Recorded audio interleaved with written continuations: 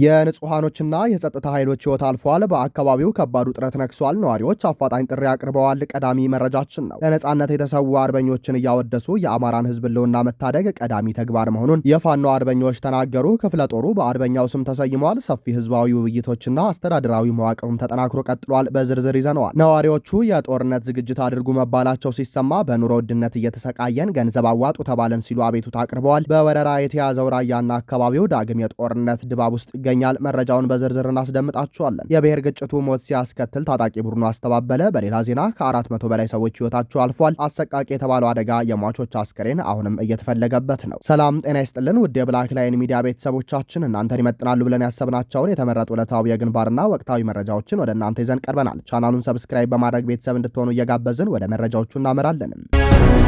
የንጹሃኖችና የጸጥታ ኃይሎች ህይወት አልፏል። ከባድ ውጥረትም ነግሷል። በምስራቅ ጉራጌ ዞን የሶዶ ወረዳ ነዋሪዎች ላይ የተቃጣው ጥቃትና የደህንነት ስጋት አሳሳቢ መሆኑ ተሰማ። በማዕከላዊ ኢትዮጵያ ክልል ምስራቅ ጉራጌ ዞን በሚገኘው ሶዶ ወረዳ ማክሰኞ ነሐሴ 19 ቀን 2018 ዓ.ም በታጣቂዎች በተፈጸመ ከፍተኛ ጥቃት የሰው ህይወት መጥፋቱንና የንብረት ውድመት መድረሱ ተገለጸ። ጥቃቱ የተፈጸመባቸው የሱተንና የህጢንያ ከተሞች ለግማሽ ቀን ያህል ሙሉ በሙሉ በታጣቂዎቹ ቁጥጥር ስር ውለው እንደነበር የአይን እማኞች አረጋግጠዋል። በጥሩ ሁኔታ የሰለጠኑና ስናይፐርን ጨምሮ ከባድ የጦር መሳሪያዎችን የታጠቁ እስከ 500 የሚደርሱ ታጣቂዎችም በሶስት አቅጣጫ ወደ ከተሞቹ ዘልቀው ገብተዋል። ወደ ከተማዋ ለመግባት በተደረገው የተኩስ ልውውጥ 6 የጸጥታ አባላትና አንድ አርሶ አደር ህይወታቸው አልፏል። ታጣቂዎቹ የፖሊስ ተሽከርካሪዎችን፣ የነዋሪዎችን ሞተር ሳይክልና መኖሪያ ቤቶችን በእሳት አቃጥለዋል። በተጨማሪም የንግድ ቤቶችንና ሆቴሎችን በመዝረፍና የመጠጥ ጠርሙሶችን ጎዳና ላይ በመስበር ውድመትን አድርሰዋል። በአካባቢው የነበረው የክልሉ የጸጥታ ኃይል ቁጥር ከተጋጣሚው አቅም ጋር ባለመመጣጠኑ ጥቃቱን ለመከላከል አለመቻሉ ነዋሪዎች ገልጸዋል። ነዋሪዎች እንደሚሉት ከሆነ ጥቃቱን ካደረሱ በኋላ ታጣቂዎቹ እስከ ምሽት ድረስ በከተማዋ ውስጥ ንብረት ሲያወድሙና ሲጨፍሩ ነበር ብለዋል። ይህ አይነት ጥቃት በአካባቢው ለመጀመሪያ ጊዜ የተፈጸመ ሳይሆን ተደጋጋሚ መሆኑን ነዋሪዎች ያስረዳሉ። ባለፈው የመጋቢት ወርም በተመሳሳይ ሁኔታ አንድ ከፍተኛ የክልሉ ፖሊስ ኮማንደር እና በርካታ ሲቪሎች መገደላቸው ይታወሳል። የአካባቢው ነዋሪዎች በሴራና ትኩረት በማጣት ምክንያት ለጥቃት መጋለጣቸውን በመግለጽ የማዕከላዊ ኢትዮጵያ ህዝቦች ክልልና የፌዴራል መንግስት በአካባቢው አስተማማኝ የጸጥታ ጥበቃ እንዲያደርጉላቸው በጥብቅ ጠይቀዋል። ዶቼ ቬሌ በጉዳዩ ላይ የሶዶ ወረዳ የምስራቅ ጉራጌ ዞንና የክልሉን የስራ ኃላፊዎች ለማነጋገር ያደረገው ጥረት ባለስልጣናቱ ስልክ ባለማንሳታቸውና ስብሰባ ላይ ነን በማለታቸው አልተሳካም ሲል ዘግቧል። የምስራቅ ጉራጌ ዞን ኮሚኒኬሽን መምሪያም እስካሁን የሰጠው ምላሽ የለም።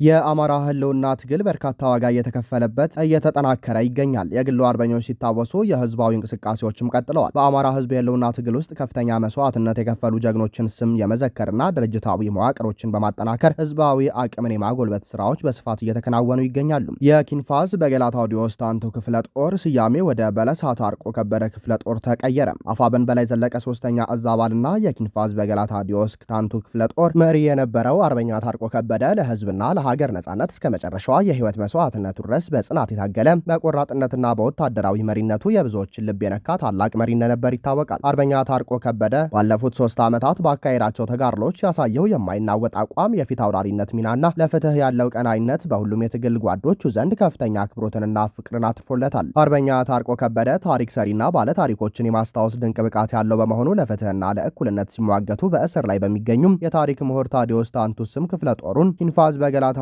ታንቱ ክፍለ ጦር ብሎ በመሰየም ላለፉት 3 ዓመታት ሲታገልና ሲያታግል ቆይቷል። ነገር ግን ይህ ታሪክ ሰሪና አስታዋሽ አርበኛ በጠላቶች በተፈጸመበት ከባድ የህይወት መስዋዕትነት ከፍሏል። በመሆኑም የትግል ጓዶቹ የጀግናውን አርበኛ ታሪክ አደራና የትግል መስመር ለማስቀጠል ሲሉ ቀደም ሲሉ ኪንፋዝ በገላታውዲዮስ ታንቱ ክፍለ ጦር ይባል የነበረው መጠሪያ ከነሐሴ 20 ቀን 2018 ዓ.ም ጀምሮ በለሳ ታርቆ ከበደ ክፍለ ጦር በሚል ስያሜ እንዲጠራ ወስነዋል። በዚሁ መሰረት የአዲሱ መዋቅር አመራሮች የኃላፊነት ድልድል ይፋ ሲሆን አርበኛ አሳመነ ታርቆ ዋና ሰብሳቢና ዋና ወታደራዊ አዛዥ አርበኛ ክንዱ መንግስቴ፣ ምክትል ሰብሳቢ አርበኛ ማንዴ ባዬ፣ ዘመቻ መምሪያ ኃላፊ አርበኛ በለጠ መንግስቱ፣ ምክትል ዘመቻ መምሪያ ኃላፊ አርበኛ አያለው ጫቅሌ፣ ህዝብ ግንኙነት መምሪያ ኃላፊ በመሆን ሌሎች የስራ ዘርፎች ላይም የኃላፊዎች ምደባ ተደርጓል። የአርበኛ ታርቆ ከበደ የትግል ልጆች የእሱን ታሪክና ጀግንነት በማሰብ በቁርጠኝነትና በእውነት ላይ ቆመው የአማራን የህልውና ትግል ዳር ለማድረስ ቃል ገብተዋል። በሌላ በኩል በሸዋ ጠቅላይ ግዛት ተጉለትና ቡልጋ አውራጃ ክላስተር ስር በሚገኙ ቀበሌዎችም ላለፉት ወራት ሲካሄድ የቆየው የማደራጀት የማደራጀት የማሰልጠንና በመዋቅራዊ ጉዳዮች ላይ ያተኮረ ሰፊ ህዝባዊ የምክክር መድረክ መጠናቀቁ ተገልጿል። በዚህ ህዝባዊ የምክክር መድረክና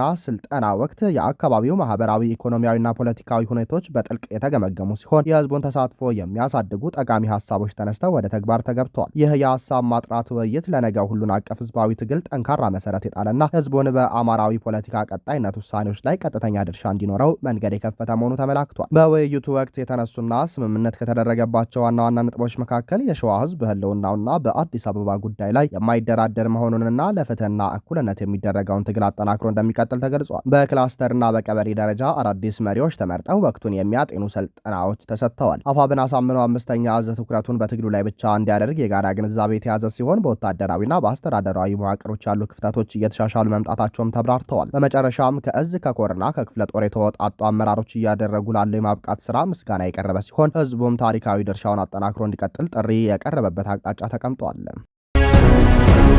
በአላማጣና ዙሪያዋ የሚገኙ ነዋሪዎች ከባድ የእህልና የገንዘብ መዋጮ ግዴታ እየተጠየቅን ነው ሲሉ ተናገሩ። አካባቢዎቹን እየወረረ ያለው የህወሓት ቃል አቀባይ በበኩሉ ክሱን አስተባብሏል። በብልጽግናና በህወሓት ኃይሎች መካከል ዳግም አጥፊ ግጭትና ጦርነት ሊቀሰቀስ ይችላል በሚል ከፍተኛ ስጋት በተደቀነበት በዚህ ወቅት በአላማጣ ከተማና በዙሪያዋ የሚገኘው ማህበረሰብ ለጦርነት ዝግጅት የሚሆን የገንዘብና የእህል መዋጮ በግዴታ እንዲከፍል እየተገደደ መሆኑን ነዋሪዎችና አርሶ አደሮች ገለጹ። በአካባቢው የተከሰተው የኑሮ ውድነትና የድርቅ አደጋን ተከትሎ ህዝቡ ለከፍተኛ እንግልት መዳረጉ የተገለጸ ሲሆን በርካታ ተፈናቃዮችም ስጋታቸውን ለማሸሽ አላማጣና ራያን እየለቀቁ ወደ አጎራባሽ ከተሞች በመሰደድ ላይ ይገኛሉ። እንደ ነዋሪዎቹ ገለጻ ከሆነ መዋጮ እየተጠየቀ ያለው በህወሓት አካላትና ሹማምንት ሲሆን ከተወሰነው የገንዘብና የእህል መጠን መክፈል ያልቻለ ወይም ስብሰባ ቀርቶ ያልተገኘ አካል ተጨማሪ የገንዘብ ቅጣትና የፍርድ ሸንጎ እርምጃ እንደሚጠብቀው ተነግሮታል ብለዋል። በአላማጣ ከተማ 02 ቀበሌ ቀጠና 4 ብቻ 12 ሚሊዮን ብር እንዲሰበሰብ መወሰኑን ነዋሪዎችም ገልጸዋል። ከእያንዳንዱ አርሶ አደር እስከ 15 ኩንታል ማሽላ፣ 10 ኩንታል ጤፍ በአስቸኳይ እንዲያስረክብ ትዕዛዝም አስተላልፈዋል። ጥሪ ተደርጎበት ባልቀረበ ወይም መዋጮን ባልከፈለ ግለሰብ ላይ ለ5000 ብር ቅጣት በፍርድ ሸንጎ እንደሚወሰንበትም ተነግሯል። ለጦርነት ማጓጓዣ የሚያገለግሉ ግመሎች፣ አህዮች፣ በቅሎችና በሬዎች እንዲገዙ ከመደረጉም በላይ ከየቤተሰቡ ወጣቶች ተመርጠው ለጦርነቱ አጋዥ እንዲሆኑም ተወስኖባቸዋል። በአሁኑ ወቅት በራያና አካባቢው ያለው የክረምት ዝናብ በተጠበቀው ልክ ባለመጣሉና ከፍተኛ ፀሐይ በመኖሩ ምክንያት ሰብሎች እያደሩ ይገኛሉ። ነዋሪዎችና አርሶ አደሮች ያለውን የኑሮ ውድነትና የድርቅ ሁኔታ በማስረዳት መዋጮን ወደ መኸር ወቅት እንዲዘገይ ቢጠይቁም የዞኑ አስተዳደሮች ጥያቄውን ሳይቀበሉት ቀርተዋል። ይልቁንም ከላይ የተወሰነ ስለሆነ እሁድ ይዛችሁ ቅረቡ በሚል አጥብቀው ማዘዛቸውን ተናግረዋል። አሁን የሚበላ ነገር በሌለበትና ድርቅ በገባበት ሰዓት ከየት አምጥተን እንደምንከፍል እንጨቃጨቅ ነበር። ነገር ግን አቅመ ደካማ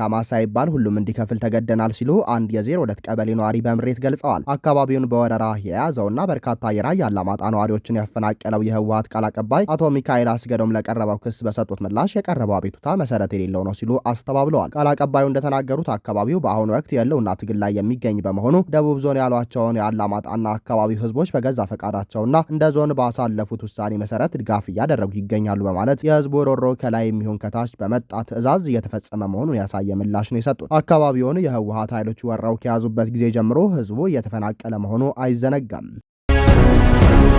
ኤስፒኤልኤምኤን ጠንካራ መሸሸጊያውን መልሶ መቆጣጠሩን ገለጸ።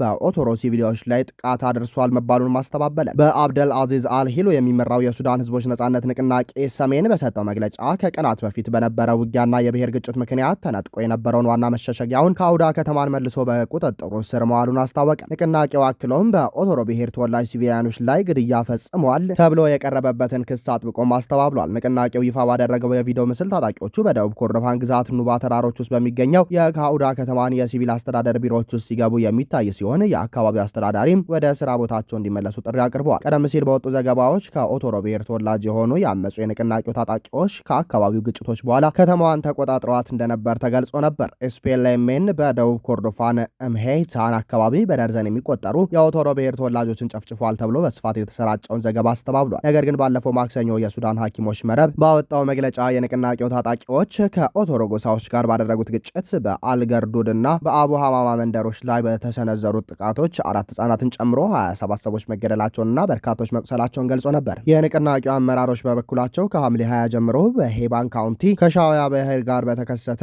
የቦታ ይዞታ ውዝግብ ምክንያት ከ3000 በላይ የተፈናቀሉ የኦቶሮ ሲቪሊያኖች ወደ ደላሚ ካውንቲ መድረሳቸውን ገልጸው ሰብአዊ እርዳታ እንደተሰረጫላቸው አስታውቀዋል። በተጨማሪም ከወታደራዊ መመሪያ ውጪ ወገናቸውን ደግፈው ወደ ግጭት የገቡ 200 ያመጹ የኦቶሮ ተወላጅ ወታደሮችን አስተዳደራዊና የዲሲፕሊን እርምጃ ለመውሰድ በቱንጎሊ ወደሚገኘው ዋና ወታደራዊ መምሪያቸው ማዘዋወራቸውን ገልጸዋል። በአካባቢው በተከሰተው ግጭት እንደ አውሮፓውያን አቆጣጠር በ2020 በቲራ በኦቶሮና በሌሎች የአካባቢው ጎሳዎች መካከል በተፈጠረ የቦታና የድንበር ውዝግብ እያስከተለ የቆየ ሲሆን የአካባቢው ምንጮች እንደሚሉት ግጭቱ ከባህላዊ የወርቅ ማውጫ ቦታዎችም ሽሚያ ጋር የተያያዘ ነው። እንደ አውሮፓውያን አቆጣጠር በ2022 በሄባን የተቋቋመው የድንበር ወሰን ተካይ ኮሚቴ የኦቶሮ ተወካዮች ራሳቸውን በማግለላቸው ምክንያት ሳይሳካ መቅረቱ ይታወሳል ብለዋል። ባለፈው ሳምንት የፈጣን ድጋፍ ኃይሎች አርኤስኤፍ አዛዥ ጀነራል መሐመድ ሐምዳን ዳጋሎ በግጭቱ ተሳታፊ የሆኑ ወገኖችም በሙሉ አስቸኳይ ተኩስ እንዲያቆሙ ጥሪ ማቅረባቸው ይታወሳል። ከውጭ መረጃ በኔፓልና በቲቤት የሟቾች ቁጥር ከ160 ማለፉ ተገለጸ። በመቶዎች የሚቆጠሩ ደግሞ ደብዛቸው ጠፍቷል። በኔፓልና በቻይናዋ ቲቤት በጣለው ከባድ ዝናብ ምክንያት በተከሰተው አሰቃቂ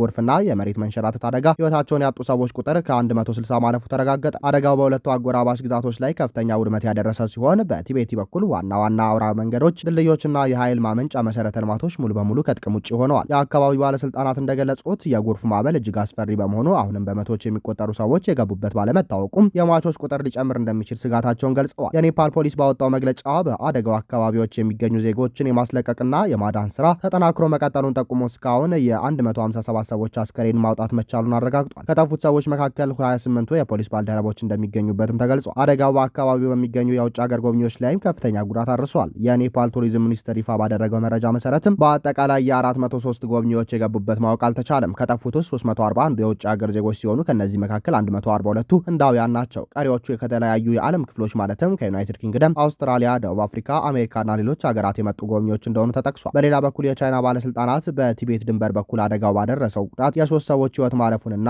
የ265 ዜጎች ደብዛ መጥፋቱን አረጋግጠዋል። የኔፓል ጠቅላይ ሚኒስትር ባለንዲራ ሻህ ለመላው የሀገሪቱ ህዝብ አስተላለፉት ጥሪ ህዝቡ አስፈላጊውን ጥንቃቄ እንዲያደርግ አሳስበው በእንግዲህ አይነት ፈታኝ ወቅት መላው ህዝባችንና ማህበረሰባችን አብሮ መቆም አለበት ብለዋል። በአሁኑ ወቅት አደጋው በደረሰባቸው ቦታዎች የሄሊኮፕተር እርዳታ ለማቅረብና ሰዎችን ለማዳን ጥረት እየተደረገ ቢሆንም የውሃው ሙላትና የጎርፉ ጥፋት የነፍስ አድኑን ስራ እጅግ አስቸጋሪ አድርጎታል። የፍለጋና የማዳን ስራው አሁንም በተጠናከረ ሁኔታ እየቀጠለ ይገኛል ሲል የዘገበው ሲኤንኤን ነው።